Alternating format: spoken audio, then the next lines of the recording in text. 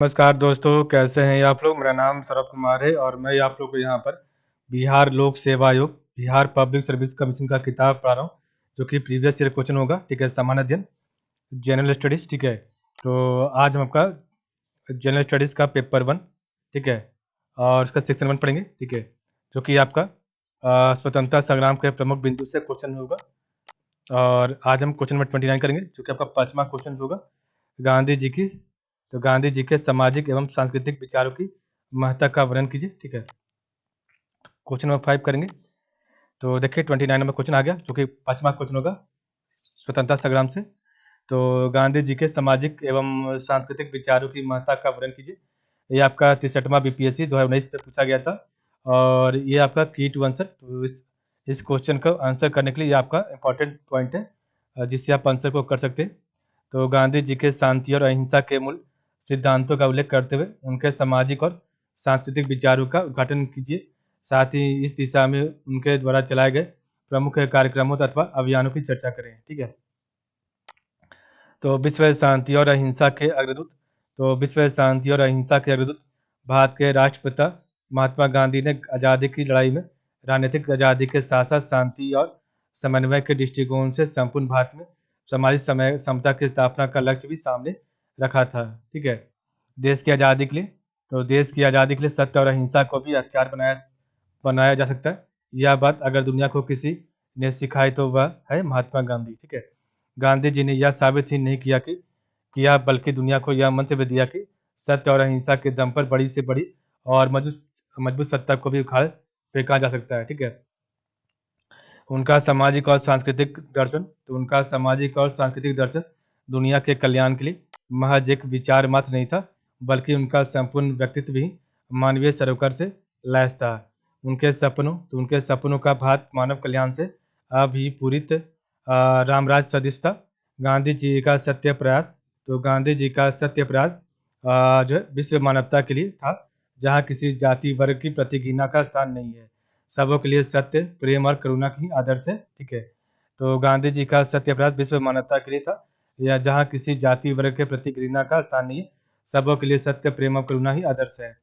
भारत गुलाम क्यों बना? तो भारत गुलाम क्यों बना?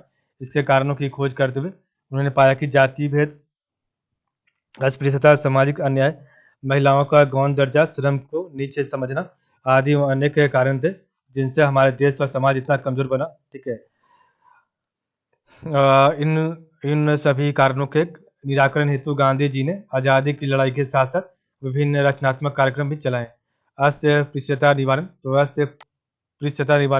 इंग्लैंड से लेकर दक्षिण अफ्रीका तक के अपनी वकालती सफर में गांधी जी को गोरों के रंगभेद और नस्ल भेदी नीति के दंश को कई मोर्चों पर झेलना पड़ा था।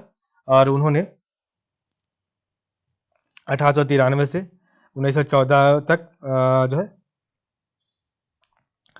दक्षिण अफ्रीका में भारतीयों एवं अफ्रीकियों के वैधानिक अधिकारों की लड़ाई का सफल नेतृत्व किया।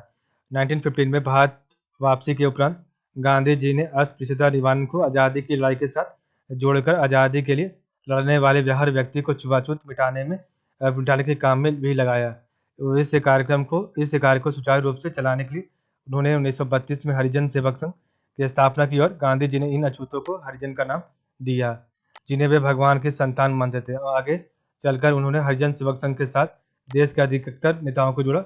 गांधी जी द्वारा चलाए गए हरिजन सेवक संघ का कार्य भारत के हर प्रदेश में चलता रहा, जिसका सबसे बड़ा हिस्सा था इस समाज के बालक बालिकाओं की शिक्षा हेतु छात्रालयों तथा विद्यालयों को चलाने का, ठीक है? तो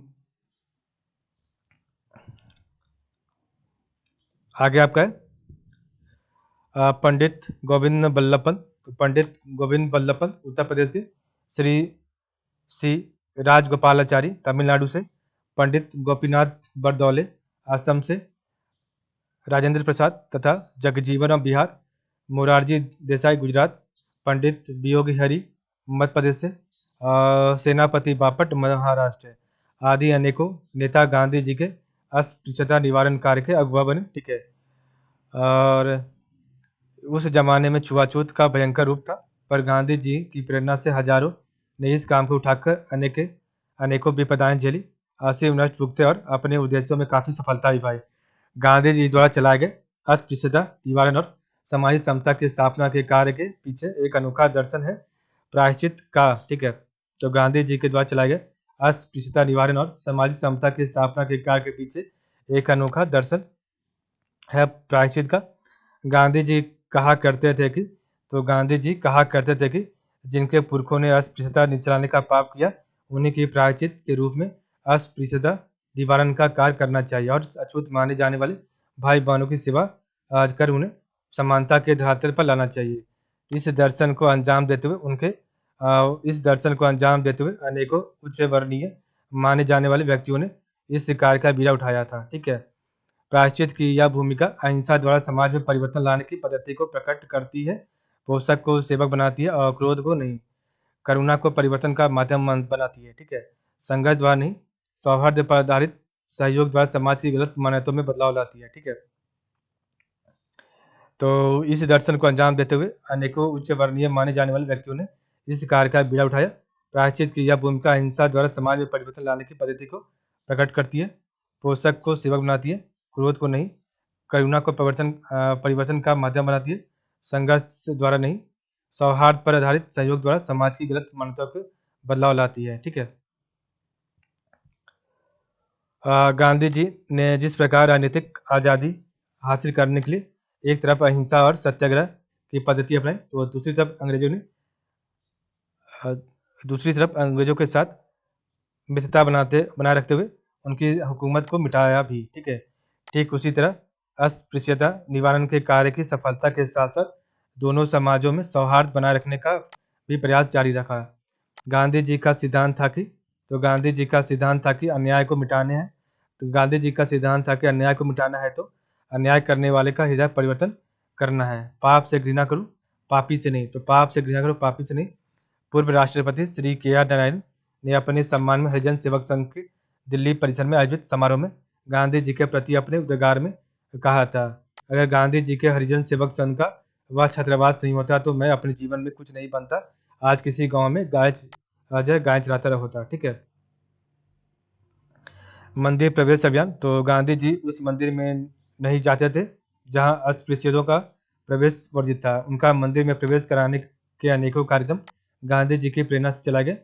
केरल के वायकोम मंदिर प्रवेश हेतु सत्याग्रह चलाया गया, जिसके लिए गांधी जी ने आचार्य विनोबा भावे को भेजा था।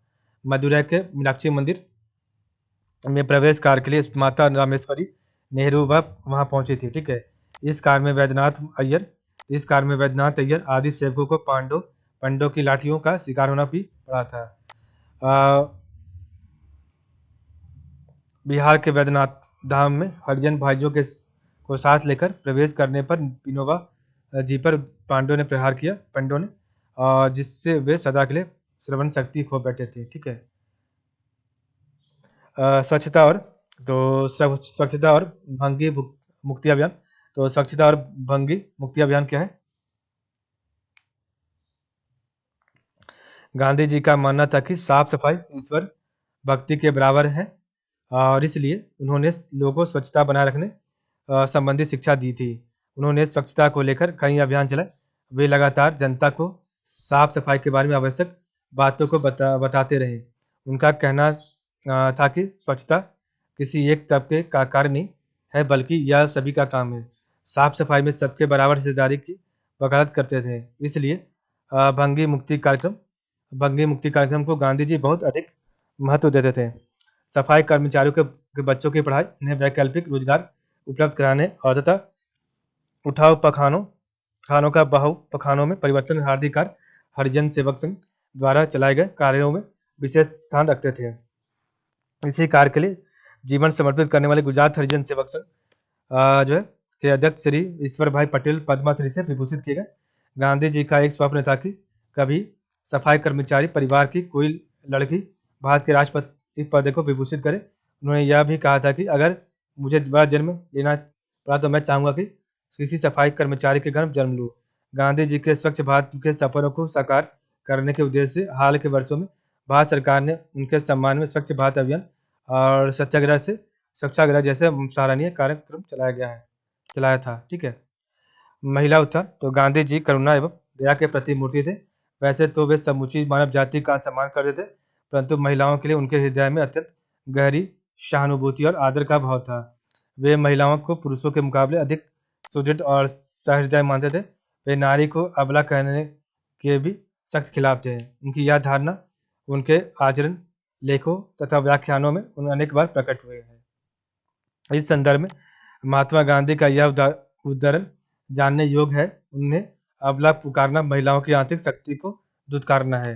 यदि हम इतिहास पर नजर डालें तो हमें उनकी वीरता की कई मिसालें मिलेगी। यदि महिलाएं देश की गरिमा बढ़ाने का संकल्प कर ले तो कुछ ही महीनों में वे अपनी आध्यात्मिक अनुभूति के बल पर देश का रूप बदल सकती हैं। मई 1999 की सूरत की एक सभा में महिलाओं को संबोधित करते हुए गांधी जी ने कहा कि हिंदुस्तान से जिस हद तक पुरुष सांसारिक, धार्मिक और राजनीतिक मामलों में भाग लेते हैं, जब तक स्त्रियां उस हद तक भाग नहीं लेंगी, तब तक हमें भारत भाग्योदय के दर्शन नहीं हो सकेंगे। समूचे स्वतंत्रता आंदोलन के दौरान उन्होंने अनेक महिलाओं को न केवल स्वतंत्रता संघर्ष में कूदने के लिए प्रेरित किया, बल्कि उन्हें नेतृत्व करने का भी अवसर दिया। स्वाधीनता संघर्ष के इतिहास में सरोजिनी नायडू, सुचित्रा कृपलानी, सुशील नैयर, विजय लक्ष्मी पंडित, अरुणा असफ अली और जैसे कई अन्य महिला नेत्रियों ने कांग्रेस को सशक्त बनाने में योगदान दिया। इसके अलावा बहुत सी महिलाओं ने महात्मा गांधी की प्रेरणा से सामाजिक उत्थान तथा अन्य रचनात्मक कार्यों को अपनाया। महिलाओं की इस आंतरिक शक्ति को गांधी जी सत्याग्रह जैसे अहिंसक हथियार के लिए सर्वथा उपयोग मानते थे। उनका यह भी दृढ़ विश्वास था कि सत्याग्रह ने महिलाओं को घर की चार दीवारी से बाहर निकालकर समाज एवं देश की सेवा करने का मौका दिया है। यह बात उनके इस कथन से स्पष्ट होती है, मैंने महिला सेवा को रचनात्मक कार्यक्रम में शामिल किया है, क्योंकि सत्याग्रह न स्वतः ही महिलाओं को जिस तरह अंधेरे से बाहर निकाल दिया है, वैसा इतने कम समय में और किसी भी उपाय से नहीं हो सकता था। विभिन्न आंदोलनों में औरतों को शरीक करने के साथ साथ उनके सामाजिक, शैक्षिक, आर्थिक और राजनीतिक उत्थान के कार्यक्रम भी चलाए। उल्लेखनीय बात यह है कि नारी मुक्ति का शोर मचाने की बजाय उन्होंने महिलाओं को एकदम सहज ढंग से स्वतंत्रता आंदोलन का अभिन्न अंग बनाया। ठीक है। ग्रामोदय अभियान, गांधी जी का कथन भारत गांवों का देश है और इसकी आत्मा गांव में बसती है। उनका मानना था कि गांवों के विकास के बिना किसी भारत की समृद्धि की बात करना सिर्फ एक पूरी कल्पना होगी। बुनियादी संसाधनों एवं सुविधाओं की दृष्टि से गांवों को नजरअंदाज करने वाली नीतियों का सदा वे विरोध करते थे। चलो गांव की ओर जैसे कई अभियान भी वे चलाएं। उनका मानना था कि हमारा ग्रामीण समाज भारतीय मूल्यों एवं परंपराओं का वाहक है। भारतीय किसान नर में नारायण का रूप है, तो भारतीय किसान नर में नारायण का रूप है और वही भारत का सच्चा संत है, क्योंकि वह करोड़ों जिंदगियों का पालनहार है। हाल के दशकों में उनके सम्मान में महात्मा गांधी ग्रामीण रोजगार गारंटी योजना, मनरेगा चलाकर भारत सरकार ने गांधी जी के इस सपने को साकार करने की दिशा में एक कदम आगे बढ़ाया है। शिक्षा द्वारा चरित्र निर्माण, तो गांधी जी एक प्रमुख राजनीतिक, दार्शनिक, सांस्कृतिक एवं समाज सुधारक होने के साथ साथ एक महान शिक्षा शास्त्री भी थे। उनके अनुसार शिक्षा द्वारा बालक का विकास इस प्रकार किया जाना चाहिए कि वह स्वयं को पहचान सके, वह स्वयं के माध्यम से सत्य का साक्षात्कार करने में सफल रहे। एक स्कूल निरीक्षण के दौरान गांधी जी ने शिक्षकों से कहा था कि आप अपने छात्रों को किताबी पढ़ाई के साथ साथ खाना पकाना और सफाई का काम भी सिखा सके, तभी आपका विद्यालय आदर्श होगा। गांधी जी शिक्षा को चारित्रिक विकास का आधार मानते थे। उन्होंने शिक्षा में महत्वपूर्ण परिवर्तन लाने पर बल दिया था। उनके अनुसार शिक्षा का उद्देश्य स्वावलंबन या आत्मनिर्भरता है। नैतिकता, भ्रातृत्व, सह-अस्तित्व व चारित्रिक उच्चता उनके धर्म के मूल आधार थे। धार्मिक सहिष्णुता, तो गांधी जी मानव कल्याण वाले आचरण को ही धर्म मानते थे। वे यह कहा करते थे, मेरा धर्म सत्य और अहिंसा पर आधारित है। सत्य मेरा भगवान है और अहिंसा उसे साकार करने का साधन है। परमात्मा का कोई धर्म नहीं है, मैं उसे धार्मिक कहता हूँ जो दूसरों का दर्द समझता है। गांधी जी का लोकप्रिय भजन था, वैष्णव जन तो तेने कहिए, जे पीर पराई जाने रे। जब कुछ हिंदू सनातन धर्मियों ने गांधी जी को श्रीमद् भगवद गीता पढ़ाने के लिए प्रेरित किया, तो उन्होंने हिंदू, ईसाई, बौद्ध, इस्लाम और अन्य धर्मों के बारे में पढ़ने जानने से पहले किसी धर्म में विशेष रुचि नहीं दिखाई। क्योंकि गांधी जी अपने धर्म को आस्था के बजाय तर्क की कसौटी पर परखना चाहते थे। परंतु बाद में श्रीमद् भगवद गीता से गांधी जी का हार्दिक लगाव प्रायः आजीवन बना रहा। गीता पर उनका चिंतन मनन तथा लेखन भी लंबे समय तक चलता रहा, क्योंकि गीता को उन्होंने धर्म ज्ञान से बढ़कर कर्म ज्ञान का अपना साध माना था। गांधी जी ने धार्मिक मतभेदों व धार्मिक कट्टरपन के विरुद्ध भी संघर्ष किया और स्पष्ट किया कि राज्य को धर्म विषय में हस्तक्षेप नहीं करना चाहिए। गांधी जी ने विद्यालयों में धर्म की शिक्षा का भी बहिष्कार किया, क्योंकि उन्हें भय था कि इनमें जिन धर्मों की शिक्षा दी जाती है अथवा पालन किया जाता है वे मेल के साथ स्थान पर झगड़े उत्पन्न करते हैं। उन्होंने धर्म निरपेक्षवाद के सिद्धांत को सामाजिक न्याय और समानता के साथ जोड़ा। उनका कथन था कि भारत प्रमुख धर्मों का आश्रय स्थल रहा है और समय के साथ साथ बहुधर्मीयता के रूप में उभरा है। हमारा व्यापार दृष्टिकोण व गहरी सहिष्णुता ही सामाजिक असमंजस, धार्मिक मतभेद और सांप्रदायिक तनाव को मिटा सकती है। ईश्वर तो सत्य व प्रेम है। ईश्वर एक ही है, सिर्फ सब अलग अलग व्याख्याएं करते हैं। ईश्वर अल्लाह तेरू नाम सबको सन्मति दे भगवान ही उनका आदर्श धर्म था। सत्य, सेवा और सर्वोदय ही उनका जीवन दर्शन था।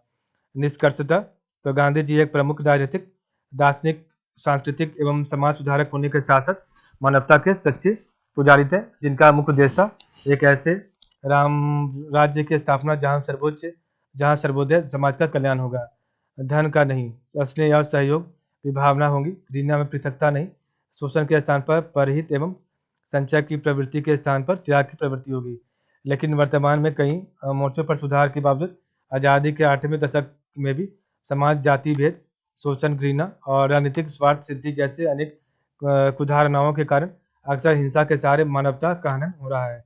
अंततः हम कह सकते हैं कि गांधी जी आज भी हम सभी के लिए प्रासंगिक बने हुए, और जब जब मानवता लहलुहान होगी तब तक उनके सामाजिक और सांस्कृतिक विचारों को हम जरूरत होगी। तो की टू रिमेंबर, तो आपको याद करने के जो आपके इंपॉर्टेंट जो पॉइंट है, गांधी जी के मूल विचार: अस्पृश्यता निवारण अभियान, स्वच्छता और फंगी मुक्ति कार्यक्रम, महिला उत्थान, ग्रामोदय अभियान और गांधी जी के धार्मिक दृष्टिकोण। ठीक है, तो इस पॉइंट को आपको याद करना, आपको आंसर लिखने के लिए। ठीक है, कल हमारा क्वेश्चन नंबर 6 होगा। ठीक है, स्वतंत्रता संग्राम का जो है आपका क्वेश्चन 30 है। ठीक है इसका। ठीक है, तो आज के लिए बस इतना ही। आप लोग का बहुत बहुत धन्यवाद।